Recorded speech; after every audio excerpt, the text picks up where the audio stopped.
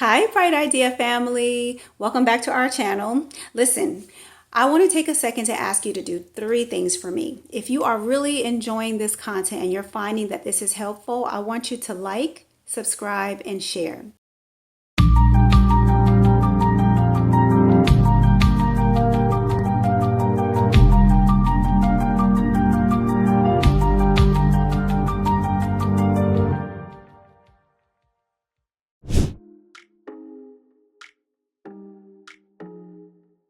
Intuitive learning helps children, and the better they are at that, the better they can problem solve things, different situations at work.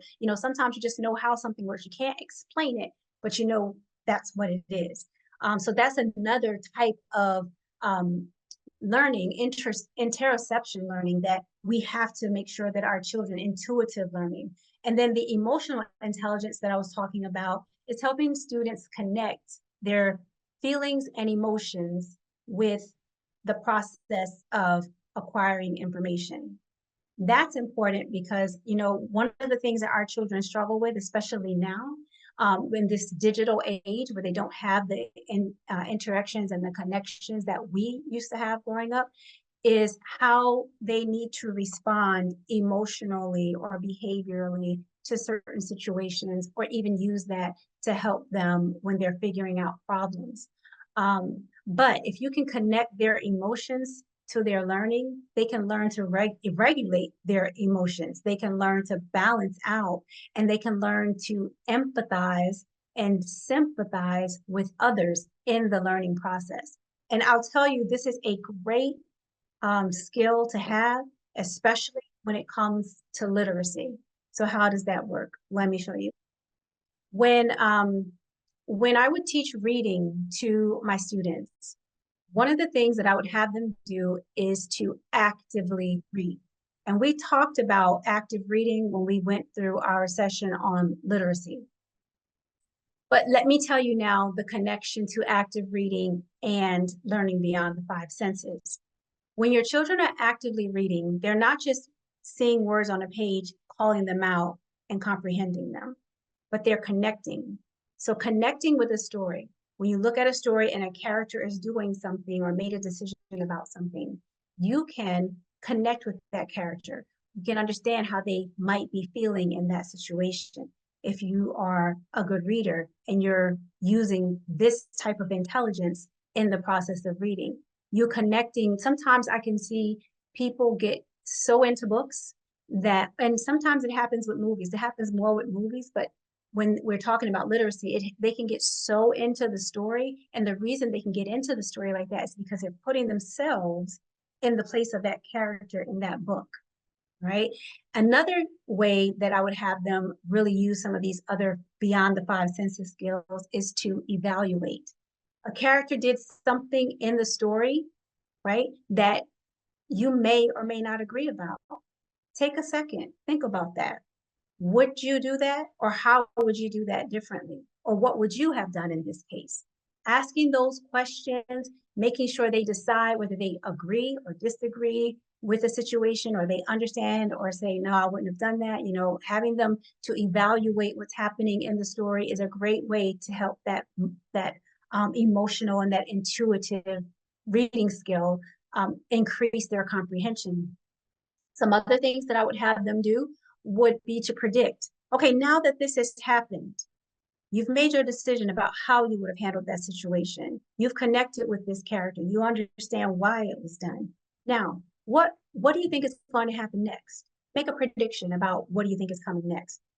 So that's another way that they can make sure that the learning is accessible to them and for them. You can have them summarize the story. Take everything that they've read and try and put that into a paragraph or a couple of paragraphs, and ask questions all along the way. Ask questions, get an understanding. This is a way to make sure that they're getting that intuitive and that emotional intelligence in the learning process. We also try to focus on the world around them. So when I talked about naturalistic learning, vestibular sense is another type of intelligence we should definitely be focusing on when we're teaching our children. When you're out with your child, we talked before in other sessions about how you can use the environment to help them learn about the world around them and make decisions in learning and put those together when they're in the classroom. So having them to go out, let's say if we teach them music through dance, teach them multiplication through dance, through music. One of the things that we do is we make sure that they are moving their bodies. You might see this in some younger children with songs like head, shoulder, knees, and toes. You know, how did they learn those body parts? Through a song. How did they know where those body parts were? Because the song had motion. Head, shoulders, knees and toes, knees and toes. Eyes, ears, mouth, and nose. Head, shoulders, knees, and toes. So they were learning about their body by using their body as the tool for learning. And then they began to see that in other people and recognize eyes for other people. And they started doing that very young. When you have other songs that they might have sang, like Wheels on the Bus, well, that identifies the different parts of the bus. And it also helps them understand how the bus works. The wheels go round, which helps the bus to move. When we go over a bump, we go up and down. When the wipers wipe, they go left to right. You know, they were learning, but they were singing. Their bodies were getting involved, so it really stuck. Even some of the songs that you might have sang when you were younger, you probably still know those songs and sing those songs to your own children. It's because you learned those songs when you were so young, and you can't forget them. You just can't. Once they're in there, once you put your body in motion and put it to a song and learn it with your intelligence and your intuition, it's really hard to forget the information. Okay. So those are things we do when we're at school to kind of help students get the learning that they need to for whatever subject it is. It could be for reading. We've talked about it in literacy. We've talked about it in math. It can be in social studies. I know right now my daughter is studying the Holocaust. And learning about what happened during that time. And she has definitely been using emotional intelligence in the process of learning that. She's been extrapolating and comparing what life is like here now to what it might have been like then, and making the connections in that way. So what she's learning about the Holocaust is going to be hard for her to forget, because she's making all these connections in all these different ways. So it doesn't just apply to us when we're young learners. It applies as we get older too. All right. I'm going to take a second because I want to read some of the chat that we have going on here and take a little sip of my tea. Okay, as part of education, do we also provide other services like mortgages or rent?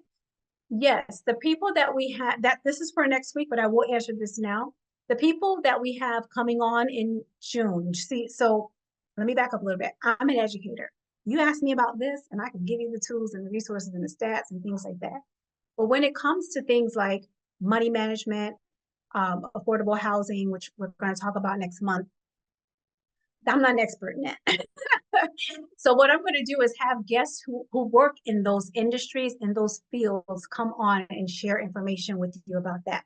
And what they will bring, I ask them to bring, are some resources for you, some ways that you can not only learn about what they're talking about, but put those things into practice right away. So yes, next month when we talk about mortgages and rent and things like this, we're going to make sure you have accessible information that you can use.